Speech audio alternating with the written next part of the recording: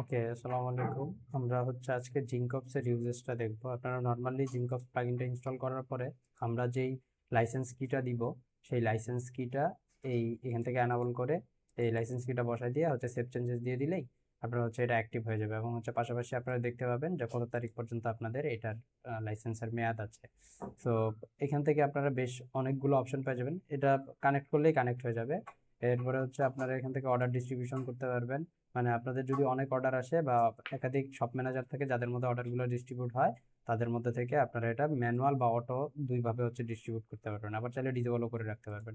এবং এখান থেকে তাদেরকে যদি মানে অর্ডার ওয়াইজ স্যালারি দিয়ে থাকেন, তাহলে এখান থেকে আপনি কত টাকা করে স্যালারি দিতে যাচ্ছেন এটা সেভ চেঞ্জেস দিয়ে দিলে আপনার এখানে টোটাল তার স্যালারিটা চলে আসবে যে তার কত টাকা স্যালারি হয়েছে। ঠিক আছে। তো আবার এইটা হচ্ছে অটো ম্যানুয়াল। অটো দিলে হচ্ছে অটো ডিস্ট্রিবিউট, আর ম্যানুয়াল দিলে যেমন এখানে যদি আমরা চলে যাই, তো ম্যানুয়াল দিলে দেখা যাবে যে এই যে এখান থেকে আমি একজনকে ম্যানুয়ালি ডিস্ট্রিবিউট করে দিলাম। এই যে সেভ চেঞ্জেস ম্যানুয়ালি ডিস্ট্রিবিউট করে দিলাম। এইটাই এটাই হচ্ছে আপনার ম্যানুয়াল ডিস্ট্রিবিউশন হবে। এরপরে যদি আমরা হচ্ছে এখান থেকে চলে যাই, এখানে যদিও হচ্ছে আপনি তার কয়টা কমপ্লিট হয়েছে, ক্যান্সেল হয়েছে কয়টা, রিফান্ডেড হয়েছে কয়টা, প্রসেসিং আছে কয়টা, এগুলো সব কিছু আপনি দেখতে পারবেন এবং তার সাকসেস রেশিও অর্থাৎ কেপিআই মেজার করতে পারবেন তার এটা দিয়েই। এরপরে যদি অর্ডার রেস্ট্রিকশনে চলে যাই, অর্ডার রেস্ট্রিকশনে আমরা হচ্ছে আমাদের সবগুলো পার্টি আমরা অ্যানাবল ডিজেবলের অপশন রাখছি। এটাকে অ্যানাবল করে দিলাম।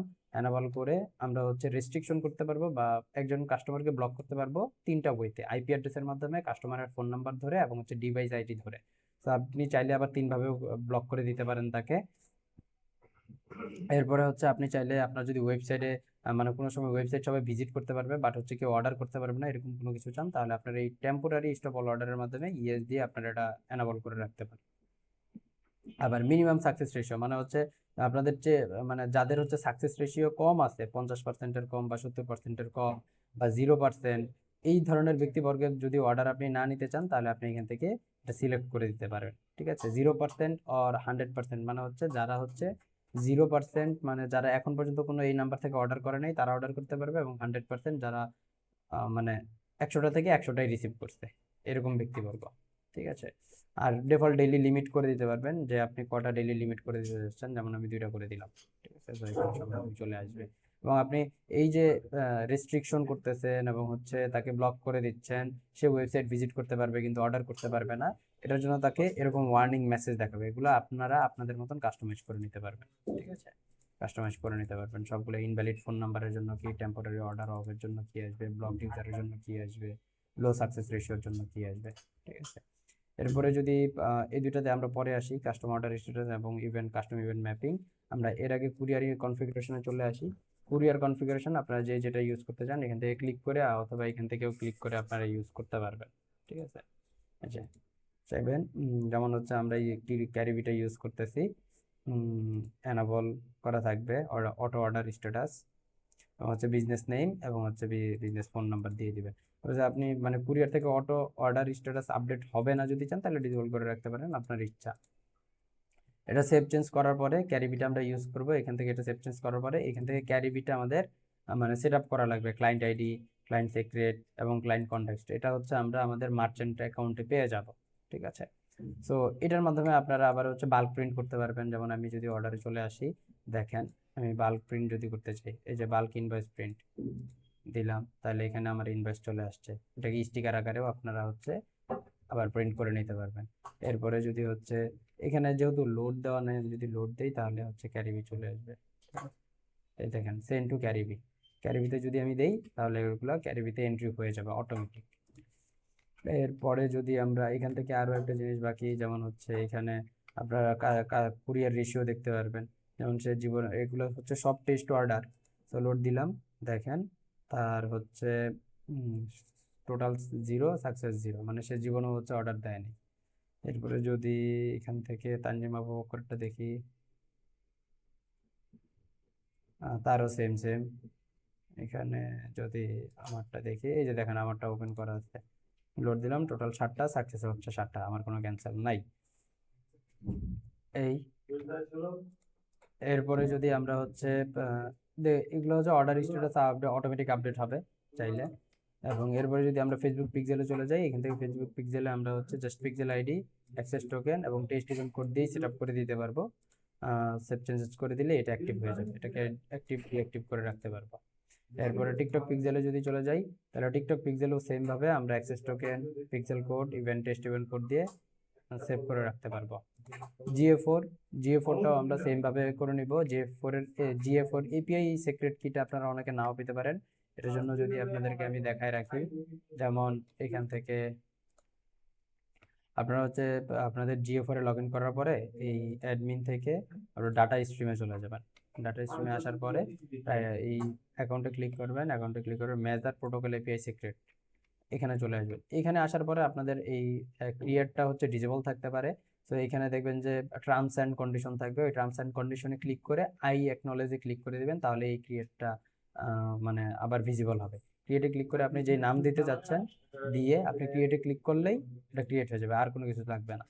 তো দেন আমি হচ্ছে এই সিক্রেট ভ্যালুটা কপি করে নিব, কপি করে আমি হচ্ছে এখানে বসাই দিব, দিয়ে আমি হচ্ছে এটাকে সেভ চেঞ্জেস করে অ্যাক্টিভ করে দিব। ঠিক আছে, ওকে। দেন হচ্ছে ক্লারিটি সেম, যেমন হচ্ছে ক্লারিটিটা আমরা ইউজ করি হচ্ছে সিআরওর জন্য, এটা অলরেডি জানেন আপনারা।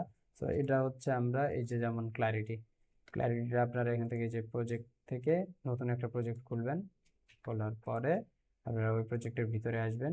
ভিতরে আসলে আপনাদের সামনে ইন্টারফেসটা আসবে এরকম। ঠিক আছে, এরকম ইন্টারফেস আসবে। এদিকে ইনস্টল ম্যানুয়ালিতে ক্লিক করে এই কোডটা কপি করে ফেলবেন। এই কোডটা কপি করে আপনারা আপনাদের সাইটের এখানে বসাই দেবেন, তাহলে হচ্ছে আপনারা দেখতে পারবেন। ঠিক আছে, কার্ট অ্যাবান্ডন সম্পর্কে আপনারা সবাই অলরেডি জানেন যে কার্ট অ্যাবান্ডন কীভাবে কী করতে হয়। এখানে ডিটেলস পাবেন, ডিটেলস পাইলে আপনি তাদেরকে কল দিয়ে অর্ডারটা কনফার্ম করতে হবে। যেমন আমি এটাকে ক্লিক করে যদি মার্কেজে কনভার্টেড করে দেই, তাহলে এটা আবার আমাদের অর্ডার নামে চলে যাবে। দেখুন যে অর্ডারে চলে আসছে, দেখেন আবদুল্লাহ অর্ডারটা চলে আসছে 4 সেকেন্ড আগে, 2198 টাকা। এখানেও যদি চলে যাই, এখানেও 2198 টাকা ছিল, এটা কনভার্টেড হয়ে গেছে, এখান থেকে চলে যাবে। ঠিক আছে, এরপরে লাস্টলি আছে সেলস রিপোর্ট। এই সেলস রিপোর্টে আপনারা আপনাদের ডেইলি, মান্থলি, ইয়ারলি সেলসগুলো দেখতে পারবেন। যেমন এটা হচ্ছে মান্থলি অর্ডার, এটা হচ্ছে ডেইলি অর্ডার ডিস্ট্রিবিউশন, এবং এটা হচ্ছে রেভিনিউ, আপনার কত টাকা রেভিনিউ হচ্ছে। যেহেতু এটা কুরিয়ার থেকে অটো অর্ডার স্ট্যাটাস আপডেট হবে, কয়জন ক্যান্সেল, কয়জন রিফান্ড, কয়জন সাকসেস করছে। সো এখানে আপনার ওই অর্ডার স্ট্যাটাস অনুযায়ী আপনাকে এখানে রেভিনিউটা দেখাবে, এবং আপনি এটা থেকে সহজেই রোয়াজ বা আরওআই সহজেই বের করতে পারবেন। এবং এইখানে আমি উপরে দুইটা অপশন বাদ দিয়েছিলাম, কাস্টম অর্ডার স্ট্যাটাস। আপনাদের অনেকের হচ্ছে কাস্টম অর্ডার স্ট্যাটাস বানানোর প্রয়োজন হয় প্রোডাক্ট ওয়াইজ, তো স্ট্যাটাস, সরি, এখানে স্ট্যাটাস মেক করে যেমন নিউ দিয়ে আমি যদি অ্যাড স্ট্যাটাস দিই, তাহলে একটা স্ট্যাটাস অ্যাড হয়ে যাবে। ঠিক আছে, দেখেন একটা নিউ স্ট্যাটাস। এবং এইটার এগেইনস্টে যদি আমি কোনো ইভেন্ট, কাস্টম ইভেন্ট বা কোনো কিছু যদি ফেসবুক বা টিকটক বা জিএ4 এর কাছে পাঠাইতে চাই, তাহলে আমার এই যে কাস্টম ইভেন্ট ম্যাপিংয়ে দিয়ে ক্লিক করে আমি সিলেক্ট স্ট্যাটাস দিলাম, যেমন দেখেন নিউটা চলে আসছে। নিউটাকে আমি দিলাম হচ্ছে, এটা হচ্ছে টেস্ট একটা ইভেন্ট যাবে। যখন এটাকে ম্যাপিং করে দিব, তখন হচ্ছে এখানে টেস্ট চলে আসবে। ঠিক আছে, ডাব্লিউসি নিউ টেস্ট। অর্থাৎ আমাদের এইখানে এই অর্ডার স্ট্যাটাসে আমি যদি কোনো অর্ডারকে নিউয়ে দিয়ে দেই, এখান থেকে তার অর্ডার স্ট্যাটাসটা যদি চেঞ্জ করে নিউ করে দেই, দেখেন এখান থেকে এডিটে যাই, এটাকে যদি আমরা হচ্ছে নিউ করে দেই, দেখেন এই যে নিউ করে দেই, তাহলে কি হবে, একটা ইভেন্ট ফায়ার হবে বা একটা ইভেন্ট সেন্ড হবে ফেসবুক, টিকটক সবার কাছে, সেটার নাম হবে টেস্ট। তো এরকম আপনারা আপনাদের প্রয়োজন অনুযায়ী হচ্ছে মেক করে নিতে পারেন। যেমন এখানে দেখেন ডাব্লিউসি কমপ্লিটেড হলেই তারপরে পারচেজে পাঠাবে, এটার এরকম একটা ম্যাপ করা আছে। ক্যান্সেল হলে ক্যান্সেল পাঠাবে, এরকম একটা ম্যাপ করা আছে। তাহলে কি হবে, ফেসবুক আরো প্রপার অডিয়েন্স সম্পর্কে জানতে পারবে, এবং সে সেই অনুযায়ী আপনার অ্যাডসটাকে অপটিমাইজ করতে পারবে, এবং আপনি এই প্রপার বা রিয়েল অডিয়েন্স ধরে আপনি একটা লুকেলাইক কাস্টম অডিয়েন্স মেক করে এই ডাটার উপরে আবার হচ্ছে আপনি অ্যাডস রান করতে পারবেন। তখন আপনি আরো কম কস্টিংয়ে, কম সিপিএতে আপনি আপনার অর্ডারগুলো জেনারেট করতে পারবেন।